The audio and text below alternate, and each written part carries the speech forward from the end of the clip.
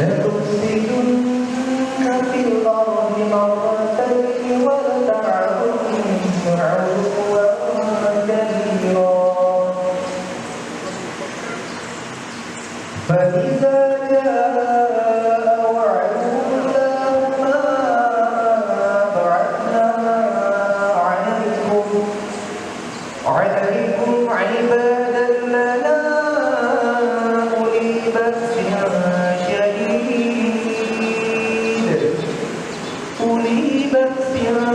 شديد فجاسوا خلال الديار وكان وعدا مفعولا صدق الله العظيم. Dan pasti kamu akan menyombongkan diri dengan kesombongan yang besar. Maka apabila datang saat melakukan kejahatan yang pertama dari kedua kejahatan itu, kami datangkan kepadanya hamba-hamba agama yang perkasa. Lalu mereka merajalela di kampung-kampung, dan itulah penetapan yang pasti terlaksana. Maha besar Allah dengan segala berkatnya. Kita panjatkan puji dan syukur kehadirat Allah Subhanahu wa taala karena pada pagi hari ini kita masih diberikan kesehatan, kesempatan untuk bisa hadir di Geraha 17 dalam rangka acara Isra Mi'raj Nabi besar Muhammad Shallallahu Alaihi Wasallam. Ya, yang hari ini kita sedang laksanakan. Kemudian salawat dan salam tidak lupa kita aturkan kepada junjungan kita Nabi besar Muhammad Shallallahu Alaihi Wasallam beserta keluarga, sahabat dan pengikutnya hingga yaumil akhir. Pertama kami ingin mengucapkan selamat datang kepada Pak Ustadz. Untuk mungkin kita orang awam itu tidak susah ya menerimanya. Apa maksudnya itu akalnya ya susah untuk menjangkaunya. Tetapi Allah Maha Besar. Apa yang dikatakan Allah itu kun fayakun, terjadi maka terjadilah. Ya. Jadi kalau Allah sudah berkehendak, semuanya pasti akan terjadi.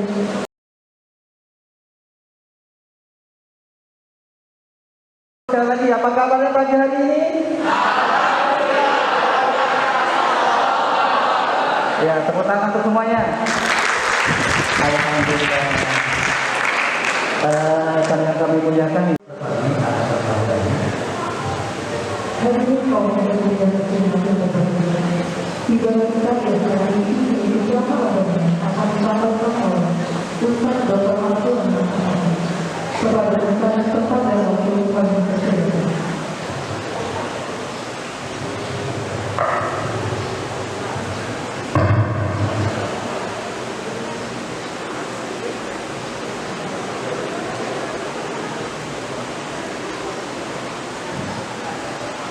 Bismillahirrahmanirrahim. Assalamualaikum warahmatullahi wabarakatuh.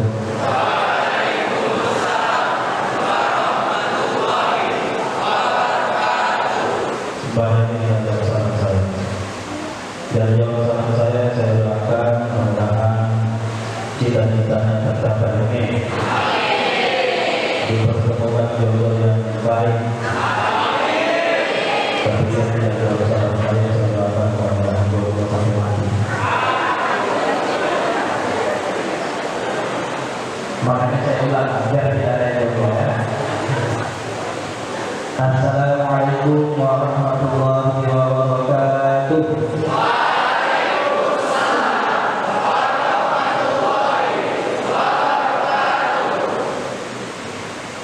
Hamdan wa syukran lillah, shalatan wa salamun ala rasulillah, amma ba'du. Rabbi shrah li sadri wa yassir li amri wahlul 'uqdatam min lisani yafqahu qawli. Qala Allah Ta'ala fil Qur'anil Karim, a'udzu billahi minasy syaithanir rajim. Bismillahirrahmanirrahim. Subhanalladzi asra bi 'abdihi laylan minal masjidil haram ilal masjidil aqsa alladzi barakna hawlahu linuriyahu min ayatina innahu huwas samiul basir. Dan saya hormati Ibu Kepala Sekolah Dr. Haja Progres Tuti Kusuma Stiwi MSc MM. Bagaimana yang dikatakan tadi sahabat kita, poli kita, Subhanalladzi asra bi 'abdihi lailan minal masjidil haram ila masjidil aqsa. Maha suci Allah yang telah memperjalankan Nabi kita Muhammad SAW dari mana? Masjidil Haram ke Masjidil Aqsa. Setelah sampai Masjidil Aqsa kemana lagi? Sidratul Muntaha. Kayaknya sekalian sudah tahu semua ya apa yang saya ingin katakan ya. Oleh karena itu, karena kalian sudah tahu, saya tutup lagi di Assalamualaikum warahmatullahi wabarakatuh. Jangan jauh dari situ.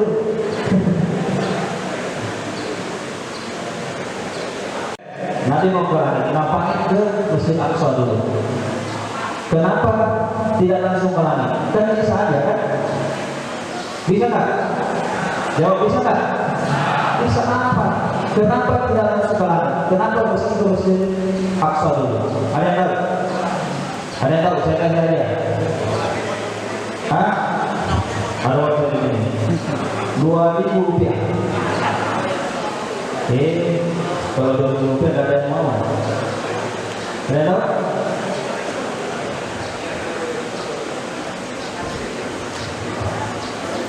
Oh, ada yang lain? 10.000. Ada yang tahu? 100.000. Ada yang tahu? Angkat tangan dulu baru jawab. Ada yang tahu? Sudah masuk akal. Nanti ya macam-macam. Dan jadi para penafsir mengatakan kenapa harus dari Masjidil Haram ke Masjidil Aqsa dulu tidak langsung ke langit. Itu menandakan bahwa sebelum kita memperbaiki hubungan kepada Allah, kita memperbaiki hubungan kita kepada sesama manusia. Ada orang yang rajin sholat, ada orang yang rajin puasa, ada orang yang rajin sedekah. Itu semua hubungan kepada Allah, ya.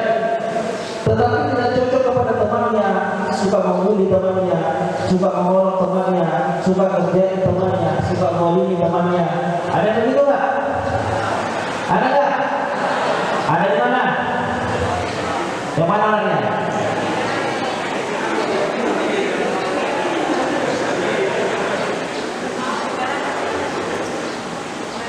Ada. Ini kayaknya masih sini.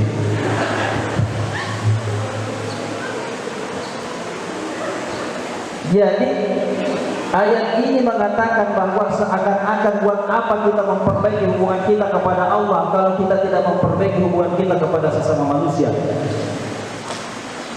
Sebelum kita memperbaiki hubungan kita kepada Allah, maka yang perlu kita perbaiki dulu ada hubungan kita kepada sesama manusia. Tidak boleh menzalimi teman, tidak boleh pelit kepada teman. Ada yang pelit nggak di sini? Ada yang pelit? Yang mana orangnya? Ketahuan.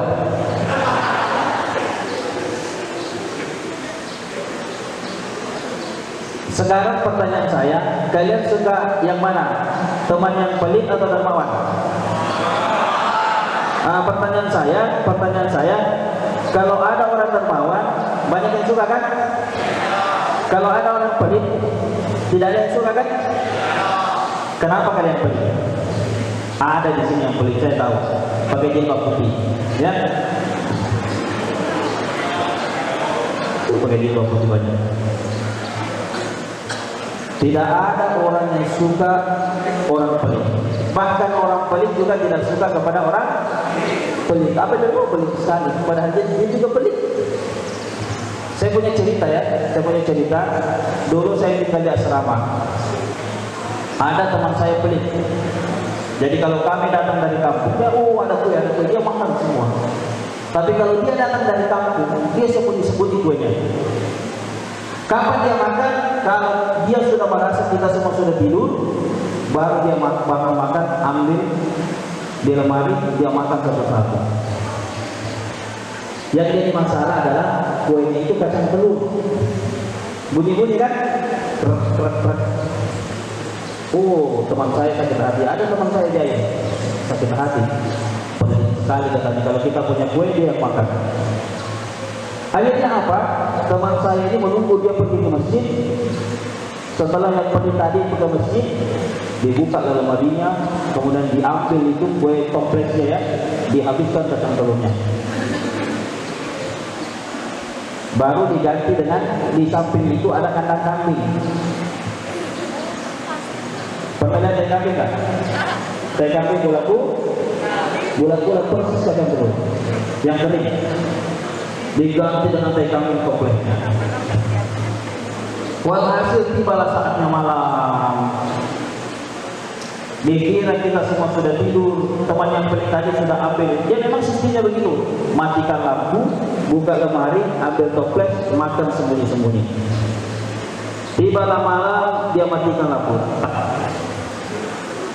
Pelan-pelan dia buka lemari, diambil toplesnya, baru masuk ke lampunya. Waktu itu masih pakai ke lampu. Dimakan satu. Kenapa saya rasanya dalam hati? Apa tadi? Kenapa saya ada rasanya? Dimakan dua, saya bukan kacang telur. Dimakan tiga, nggak kayak kambing. Karena dia ragu, rasanya tidak enak, pelan-pelan dia dibuka, nyalakan lampu. Jadi dalam hati, mendesis dalam hati, jangan-jangan ini TKP, tapi kacang telur, tapi ini TKP. Kacang telur, TKP, pelan-pelan, sambil pelan-pelan nyalakan lampu. Ayo kacang telur, kacang telur, kacang telur. Apa saya bilang TKP? Nah, begini kalau orang boleh biasa kita dikasih. Jadi kita kembali. Ya, itulah tujuannya dipergerakan dari Masjidil Haram ke Masjidil Aqsa naik ke Sidratul Muntaha. Agar supaya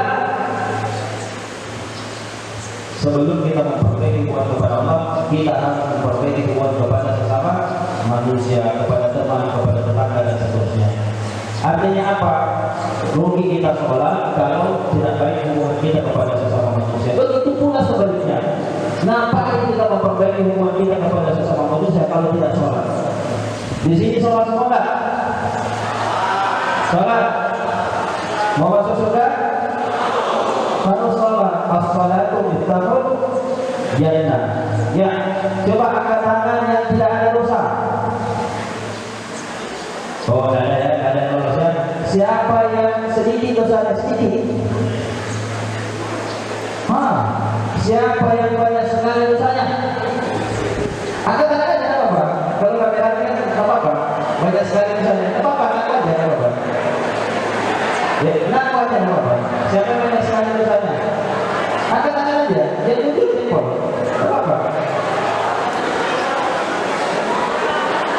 Justru yang tak angkat tangan itu aneh. Tidak ada dosanya. Sedikit dosanya, yang banyak dosanya tidak pernah angkat tangan. Terus Pak gimana? Siapa yang banyak dosanya? Ada nggak? Apa? Apa tangan saya? Siapa yang mau masuk surga?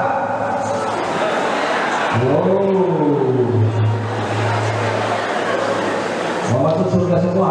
Saya tanya lagi, siapa yang banyak dosanya? Yang mau masuk surga? Yang banyak dosanya? Masuk surga? Pertanyaannya, orang yang banyak dosanya bisa masuk surga nggak? Milih.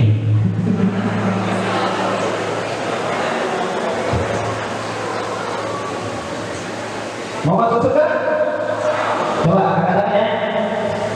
Angkat tangan. Siapa? Lomba-lomba apa-apa. Siapa yang mau masuk surga sekarang?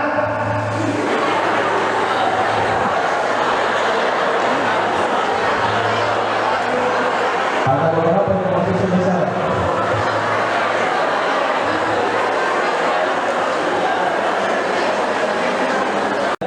Tujuannya Allah Subhanahu wa taala memanggil Nabi kita Muhammad SAW adalah untuk, ada yang tahu? Tujuan apa? Apa yang dipanggil Nabi? Hah? Minta tanda tangan? Hah? Apa?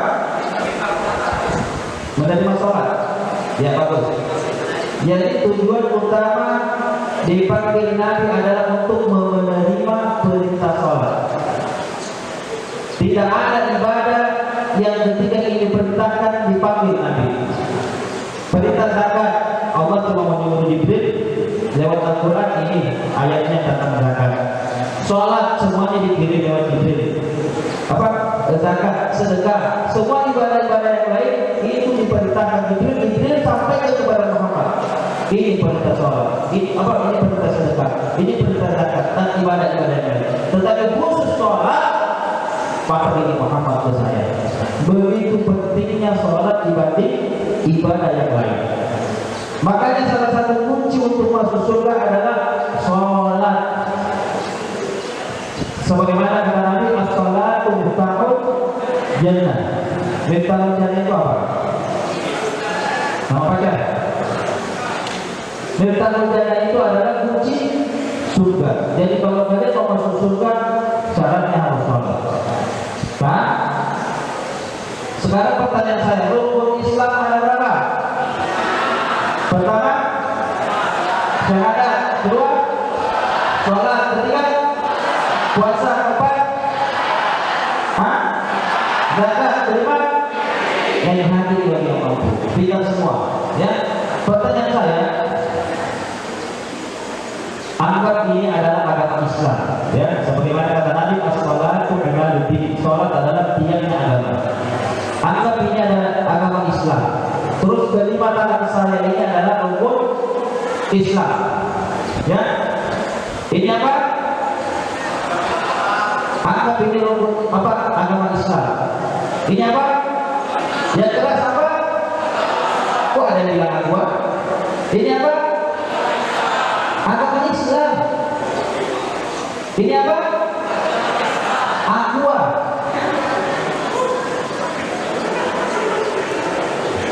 Anggap ini adalah agama Islam. Ya. Yang menggenggam tangan saya ini 5 adalah rukun Islam. Saya lepas haji. Saya tidak mampu naik haji karena saya kurang uang, tidak sanggup ke sana. Apakah Islam saya jatuh? Masih terpegang. Saya tidak bisa naik haji. Saya lepas lagi zakat. Kenapa? Saya orang miskin, saya yang berhak menerima zakat. Apakah Islam masih terpegang? Masih, ini masih. Saya tidak puasa Ramadan karena saya sakit-sakitan. Saya lepas. Masih terpegang? Masih. Sekarang sisa 2. Kalau saya lepas syahadat dengan sholat, kira-kira ini jatuh Pak? Jatuh Pak? Bakal jatuh. Kalau syahadat itu udah pasti, ya. Semua kita sudah pernah syahadat. Apalagi laki-laki pas disunat, ya. Mau disunat pas disuruh syahadat. Dan syahadat. Sudah pernah disunat dulu? Mana buktinya? Ya, coba deh. Kalau syahadat dan sudah pasti semua kita sudah syahadat, ya, melambangkan Islam. Tapi kapan kita tidak sholat, maka Islam ini akan jatuh. Paham gak kira-kira begini? Paham? Makanya kalian harus sholat. Jangan lupa sholat di waktu. Makanya salah satu kunci sukses adalah jangan tinggalkan sholat 5 waktu. Ada sahabat Nabi dulu masuk Islam. Dia bilang kepada Nabi, wahai Nabi, saya ini masuk Islam, tetapi saya ini masih melakukan perbuatan dosa. Apa dosamu? Kata Nabi, saya masih biasa mengambil barang orang lain, saya masih berjudi, saya masih minum. Apa kata Nabi? Tidak apa-apa, laksanakan aja, yang penting permintaan saya setiap masuk waktu sholat langsung sholat di awal waktu. Akhirnya apa? Dia pergi mencuri masuk ke rumah orang pas azan. Ingat pesan Nabi, kalau masuk waktu sholat apa? Sholat. Jadi pas di tengah rumah orang, di dalam rumah orang, yang punya rumahnya masih tidur. Karena azan di masjid, dia mau sholat. Azan juga di rumah orang. Allahu Akbar, bangun yang punya rumah. Padahal tadinya dia mau mencuri, jadi dia mau sholat dulu baru mencuri. Bangun yang punya orang dia tuh ada malaikat yang ada di rumah kan setiap bangun ada malaikat azan. Jadi tuan rumah itu jadi makmum, dia jadi imam. Setelah sholat lima waktu, salam-salaman, ngobrol, ditanya, bapak mau ngapain di sini? Saya mencuri. Tuh, kok sholat? Nah itu pesan Nabi katanya. Saya boleh mencuri, yang penting buat jangan datang waktu sholat, saya boleh sholat. Akhirnya apa? Tidak jadi mencuri. Ya? Jadi intinya perbaiki sholat. Ini salah satu kunci kesuksesan. Baik anak-anak sekalian dalam Allah Subhanahu wa taala. Ya. Ini saya berikan tips suksesnya. Jadi salah satu tips sukses yang pertama adalah sholat. Apapun cita-cita kalian, ya. Di sini mungkin ada yang bercita-cita jadi dokter, perbaiki sholatnya. Ada 4 poin nanti, perbaiki 4 nanti. Bercita-cita jadi dokter, bercita-cita jadi polisi, ada yang cita-cita jadi tentara, ada yang cita-cita jadi pemulung, ada yang cita-cita jadi apa? Tukang parkir, terserah. Cita-cita yang penting jaga 4 ini. Yang pertama sholat. Yang kedua yang harus kita perbaiki adalah untuk mendapatkan keberkahan ilmu yang kita dapatkan, muliakan guru kita. Apa yang kedua? Muliakan guru. Ya, muliakan guru. Kenapa? Semua ilmu yang kita dapatkan itu dari guru. Kalau ilmu tidak berkah, ya, kalau ilmu tidak berkah, ada saja caranya Allah membuat pekerjaan kita tidak berhasil. Mungkin kalian pernah lihat ada orang yang selesai sarjana S1 atau S2, tetapi dia susah mendapatkan pekerjaan. Ada nggak? Pernah lihat nggak? Selesai sarjana tapi susah dapat pekerjaan, pernah nggak? Tetapi ada juga yang cuma lulusan SMP, dia mendapatkan pekerjaan yang bagus. Al-Quran, ya, di dalam Al-Quran ada beberapa keajaiban yang terjadi berkat doa. Contoh itu salah satunya adalah Nabi Musa. Apa keajaiban yang diberikan Nabi Musa? Ada tahu? Bisa membelah laut. Kira-kira secara akal bisa nggak laut itu dibikin jalan tanpa dicop? Bisa nggak? Ajaib nggak? Ajaib.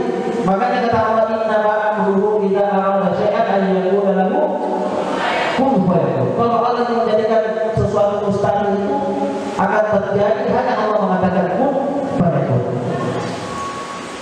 Jadi ketika Nabi Musa alaihissalam ini menyeberang laut, kata Allah, wahai Musa, pukulkan tongkatmu. Sampai 3 kali dipukulkan, laut tidak terbelah. Datanglah malaikat Jibril, wahai Musa, baca doa ini, Allahumma lakal hamdu wa ilaikal mustaqa wa ilaikal musta'an, la haula wa la quwwata illa billahil aliyyil azim. Dibaca doa itu, kemudian dipukulkan lagi tongkatnya, terbelah lautan. Jadi nanti terbelah setelah membaca doa. Jadi adik-adik nanti kalau ada yang mau ke Sulawesi atau mau ke Jakarta tidak ada uangnya, baca doa ini, Allahumma lakal hamdu wa ilaikal mustaqa wa ilaikal musta'an, la haula wa la quwwata illa billahil aliyyil azim. Ambil tongkat tadi, pukulkan ke laut, baru lompat ke bawah, insya Allah tenggelam. Mau coba? Coba aja, siapa tahu bisa terbelah juga lautan. Tapi ini bukan hebat doa, mampu membelah lautan. Siapa lagi? yang Allah contohkan dalam Al-Quran banyak sekali Nabi. Nabi Yunus alaihissalam. Kenal Nabi Yunus? Kenal? Kenal di mana? So kenal juga kalian.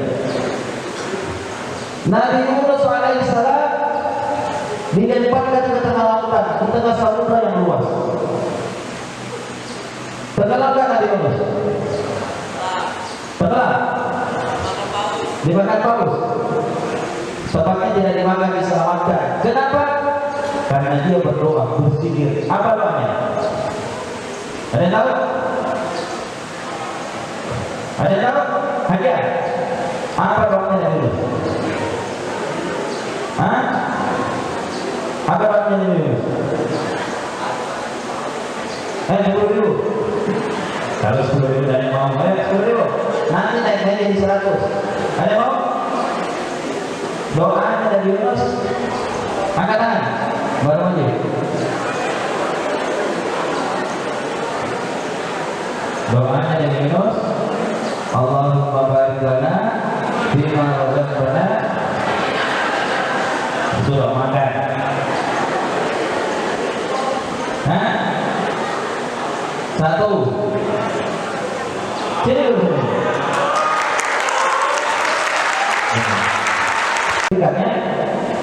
Nabi Zakaria. Ada yang tahu Nabi Zakaria? Pada dengar? Nabi Zakaria berapa umurnya pada waktu dia berdoa? Minta anak. Hunalika da'a Zakaria rabbah qala rabbi hab li min ladunka dhurriyyatan thayyibah innaka sami'ud du'a. Nabi Zakaria berdoa untuk memohon anak yang pada umur 120 tahun dan istrinya 98 tahun. 2 tahun lagi 100 tahun istrinya. Pertanyaan saya, kalau umur 98 tahun kira-kira bisa dapat anak gak, Bu? Adik-adik bisa dapat anak gak kira-kira? Coba, umur 65 tahun saya nenek kita sudah tua kan? Saya yakin nenek kalian umur 65 tahun sudah tua sekali, ya. Apalagi 98 tahun sudah keriput. Sekarang itu normalnya mungkin kalau 45 tahun masih ada mereka masih bisa melahirkan, tapi jarang, ya. Tapi jarang kalau 45 tahun. 50 tahun itu sudah tak ada, ya. Tidak ada yang bisa melahirkan kalau 50 tahun sekarang. Yang jadi masalah ini sudah hampir 100 tahun istrinya Nabi Zakaria. Sudah 98 tahun umurnya. Kemudian Nabi Zakaria berdoa, Rabbi habli min ladunka dzurriyyatan thayyibah innaka sami'ud du'a. Kira-kira gak adil gak kalau melahirkan istrinya? Halo? Halo? Halo? Hai? Kira-kira kalau umur 90 tahun melahirkan adil gak? Adil. Tidak ada yang mustahil kalau Allah berkehendak.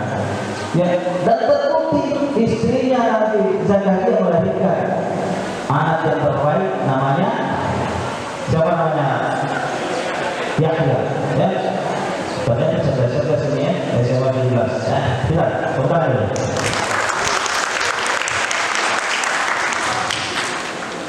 Itulah kekuatan doa, ya, itulah kekuatan doa. Makanya ada itu sekalian, kalau berdoa, apalagi minta jodoh, langsung sebut, harus katai, ya, harus katai. Ya Allah, saya minta jodoh umur 17 tahun, ya, mancung minumnya, sisi matanya, kulit warna putih, yang mendapatkan sukses tadi. Pertama, sholat. Yang kedua, muliakan guru. Yang ketiga, muliakan orang tua. Yang keempat,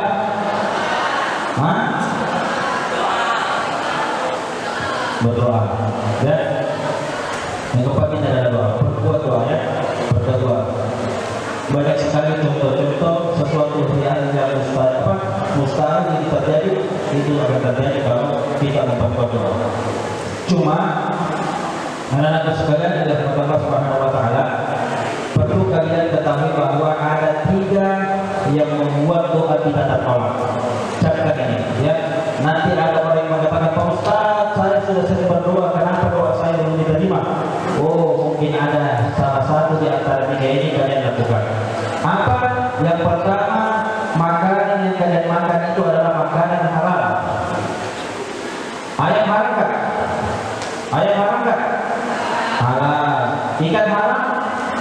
Halal. Tapi kalau ikannya orang dimakan, ikan curian haram kan? Halal. Ayamnya tetangga ditangkap, dicuri, haram. Perlu kita ketahui yang haram-haram itu, yang bukan bila kita ini menjadi haram, kalau kita makan itu lah yang membuat doa kita tertolak. Yang kedua, setelah makanan halal, kita juga perlu tahu minuman yang kita minum itu harus halal, tidak boleh minuman haram. Yang ketiga adalah pakaian yang kita pakai adalah pakaian yang halal. Dan mestinya kalau kita memakai pakaian, kita pastikan ini halal. Kalau kita tahu pekerjaan orang tua kita, misalnya kita tahu tidak halal, ya kita kewajiban kita untuk mengingatkan orang tua. Tapi saya yakin dan percaya di sini semua pekerjaan orang tuanya pasti halal-halal semua ya. Anak sekalian dirahmati Allah Subhanahu wa taala, karena waktu kita sudah habis. Kita beristighfar, kita menghasal sebentar ya, bersama-sama. Dan saya minta semuanya khusyuk. HP dulu diletakkan, semua dari yang HP ya. Simpan HP-nya.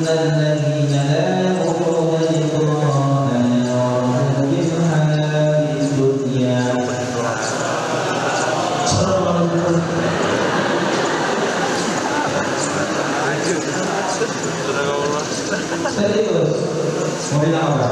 Coba saya kasih miskin aja, dengan saya kasih miskin. Sambung ya. Sambung. Allah la ilaha illa huwal hayyul qayyum.